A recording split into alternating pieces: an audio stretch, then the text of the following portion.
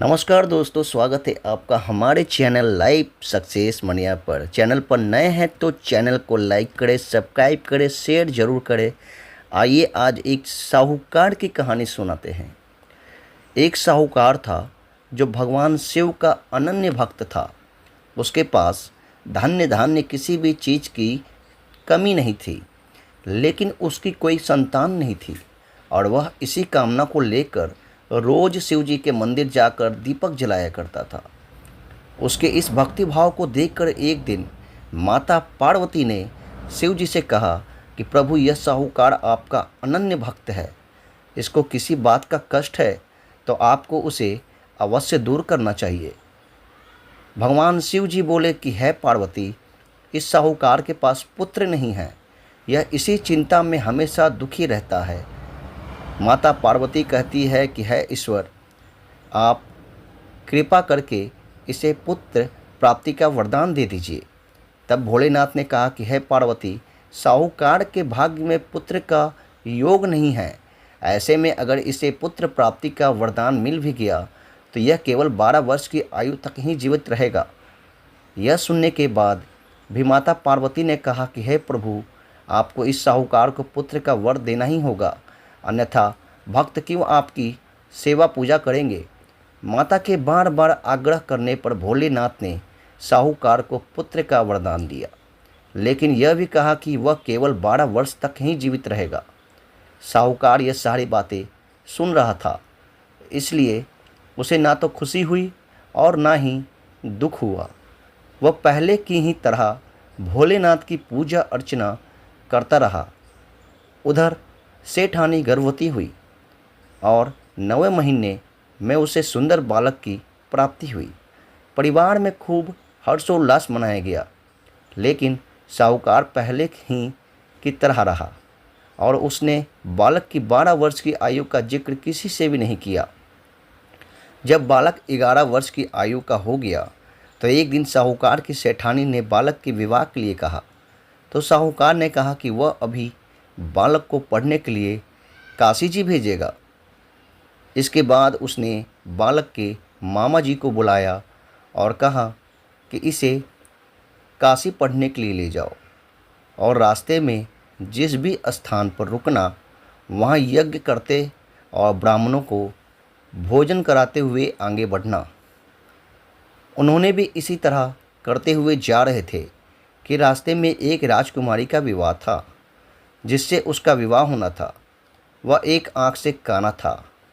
तो उसके पिता ने जब अति सुंदर साहूकार के बेटे को देखा तो उनके मन में विचार आया कि क्यों न इसे ही घोड़ी पर बिठाकर शादी के सारे कार्य संपन्न करा लिया जाए। तो उन्होंने लड़के के मामा से बात की और कहा कि इसके बदले में वो उसे बहुत सारा धन देंगे। दोनों मामा भांजे राजी हो गए। इसके बाद साहूकार का बेटा विवाह के मंडप पर बैठा और जब विवाह कार्य संपन्न हो गया तो जाने से पहले उसने राजकुमारी के चुनरी के पल्ले पर लिखा कि तेरा विवाह तो मेरे साथ हुआ है, लेकिन जिस राजकुमार के साथ तुमको भेजेंगे वह तो एक आँख से काना है। मैं काशी पढ़ने जा रहा हूँ। इसके बाद वह अपने मामा के साथ काशी के लिए चला गया। उधर जब राजकुमारी ने अपनी चुनरी पर यह लिखा हुआ पाया तो उसने काने राजकुमार के साथ जाने से मना कर दिया। तो राजा ने भी अपनी पुत्री को बारात के साथ विदा नहीं किया। बारात वापस लौट गई। उधर मामा और भांजे काशी जी पहुंच गए थे।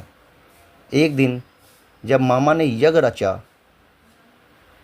और भांजा बहुत देर तक बाहर नहीं आया तो मामा ने अंदर जाकर देखा तो भांजे के प्राण निकल चुके थे।